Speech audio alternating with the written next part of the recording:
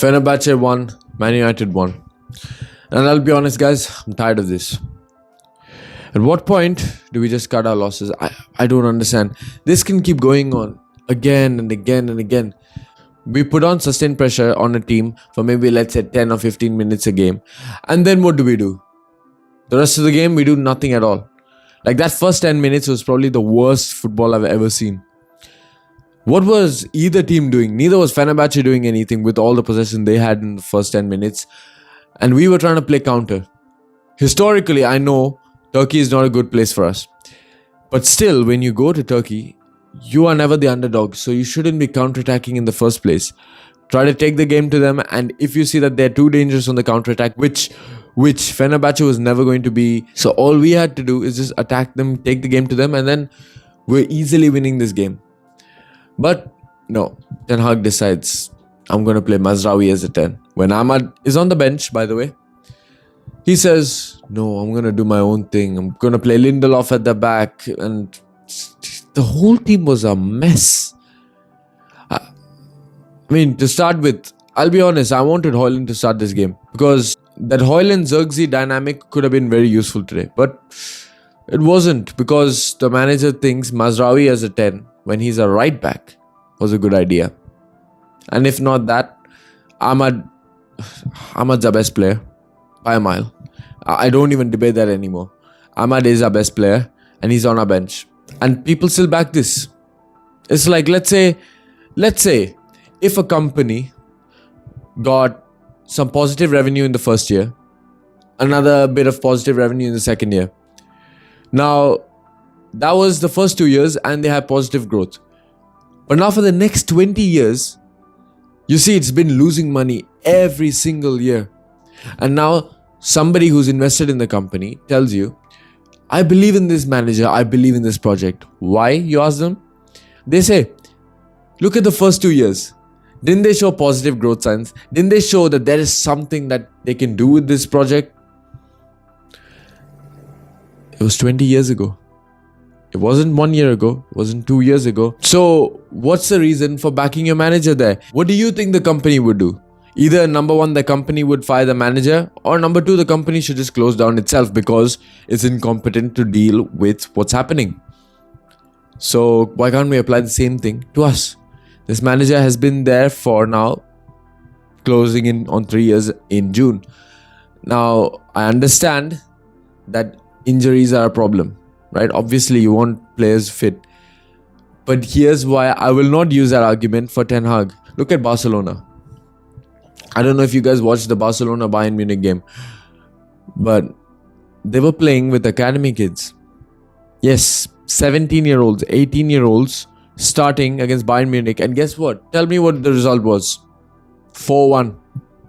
So it's not exactly about, I need this specific player. I need this specific player. You need that specific profile maybe, but you don't need that specific player. All you need are players who can play, or the right tactics to help the manager play the way that he wants to play. And in our case, what do you think it is? Because just looking off the Brentford game, I'll tell you, the problem is the manager, not the players. Sure, some players are problems in some way or the other. But on the whole, I'm not saying we'll play like Barcelona, but the level that we'll go up to, we'll instantly become a top 4 team if we get a decent manager. Now, we might have to wait till the end of the season. Even, I wouldn't personally even mind getting Xavi in, because Barcelona had an implemented style. Sure, they had problems, but we're in bigger problems. So I would rather take the lesser problem than a huge problem. And I think Xavi wouldn't be a bad option for the first manager in after Ten Hag. Obviously, we need the manager before the manager. And that could be Xavi. So I don't care who it is. But as long as you can stick to your style of play, the one that we hire you for, and you don't go back on your word, you don't try your own style and you think, oh, I know what I'm doing. I'm going to adapt to the league. No. If you are brought in to play possession, you play possession. If you are brought in to play transition, you just play transition. Don't change your play style into anything else, because if you wanted that, we would have hired another manager. But anyway, having said all that, let's go back to this game that happened. With all the negatives, the first goal came against, well, there was no run of play to begin with, but if anything, it came against a run of play.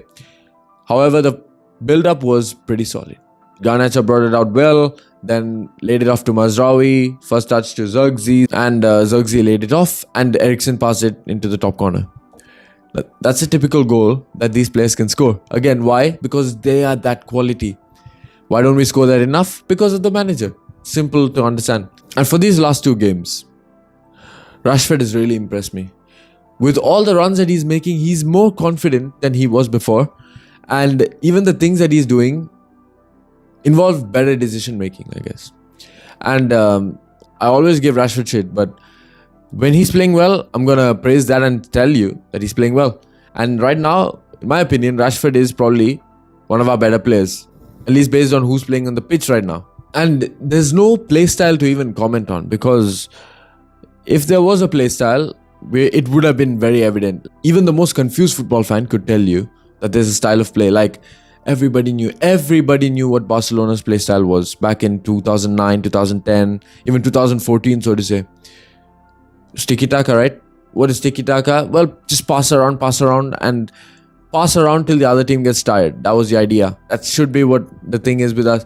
From what I've heard from people who've actually watched the Sir Alex teams, there were repeated patterns of play that would repeat again and again and again. And that way you know, okay, they're at least trying to do this or trying to do that. But what are we watching now? What is a repeated style of play that we do again and again? Maybe it is counter-attacking. Maybe it's just giving the ball away and then seeing what the opponent can do. And then, if the chance arrives, we launch it up, try a few tricks, give it back to them, and see if they can score again. That's the only thing I see with Man United now. And I have to also commend Onana. That save was amazing. That double save, like, you have to give him props. This is not even the first time he's done it this season. It's the second time, because there was Crystal Palace and now there's this game as well. When it comes to double saving, you know what? I've seen him do it last season as well. So, props to you, Onana. You could do that. And what you have to improve, I keep telling this about Onana.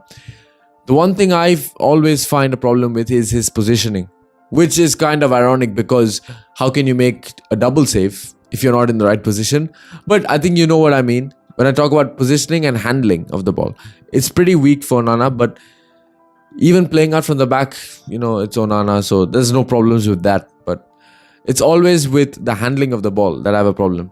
And if he can fix that, then we've got through many hurdles at that point. Anyway, yeah, I know it's probably not insightful, this one, but I mean, when the team plays like this, what insight can you give in the first place? But I just hope at some point it changes. And to change this, like I say, every week, even I'm getting bored of saying this. To change things, you'll have to change the manager. And if you don't change the manager, the same patterns will repeat again and again and again. So, that was Fenerbahce 1, Man United 1. Next up on the weekend, we have West Ham away. And West Ham, we know how much they are struggling. So, Ten Hag might pick up another win. And then we are screwed. So, that's all from me. And see you all in the next one.